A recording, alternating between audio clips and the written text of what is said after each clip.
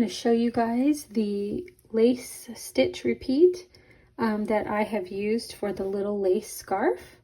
This is the sample in Malabrigo Sock in the Fiona colorway, and I made it for my birthday month, which is March, and so green, you know, seemed very appropriate. And I just wanted something light and simple to throw on as we, you know, celebrated and maybe went out to a restaurant or something. And so this uses only 238 yards of sock or fingering weight yarn, whatever you would like.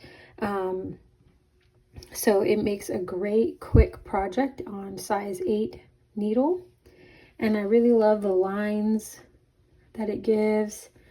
And I'll put some pictures in for you, a little bit of video to show it on the mannequin.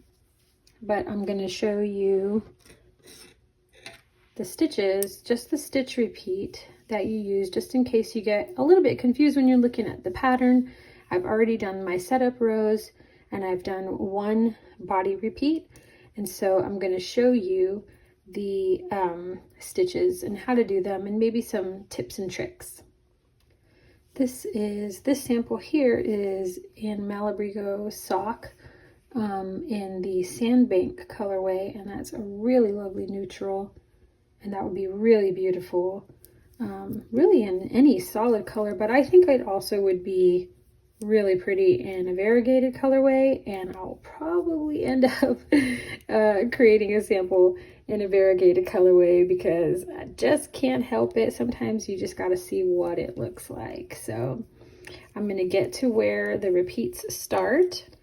Okay, and I'm here where the body repeats, or well, the stitch repeat begins, and we yarn over, slip 2, and this is just a slip purlwise. We're not twisting them. This may be a little bit different than what you're normally used to, which is slipping knitwise, but for this pattern I just slipped them right over as they were, and it was just much faster for me, and it created a beautiful pattern. And so yeah, I did want to make you aware that you're slipping both of them, and you're not slipping them knitwise, but slipping them purlwise. So just slipping straight across, and then you knit 1, and then you grab them again, those same 2 that you slipped, and you pass them over that knit stitch. So now all you should see here is your yarn over, and then you have another yarn over, and then we're going to knit 3 and do it again. Yarn over, slip 2, knit 1, slip those 2 stitches off over the knit 1, and then yarn over, knit 3. One more time, yarn over, slip 2, knit 1, slip those 2 over the knit 1, and then you yarn over, and here I'm at the end of my repeat. And so then you'll just continue building on those yarn overs and knit 3s, and it turns into this lovely little lace scarf. It is an asymmetrical scarf, so you're starting here and it grows more lengthwise than it does widthwise, and then you end here on a border.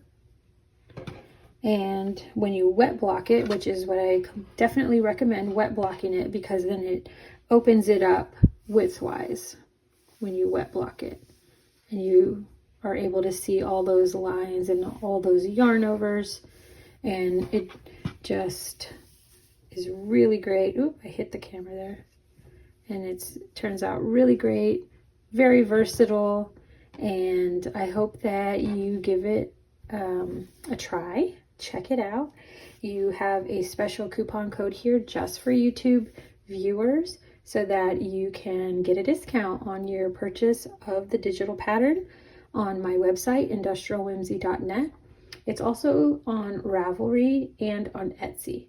So thank you so much for trying this out, and happy knitting.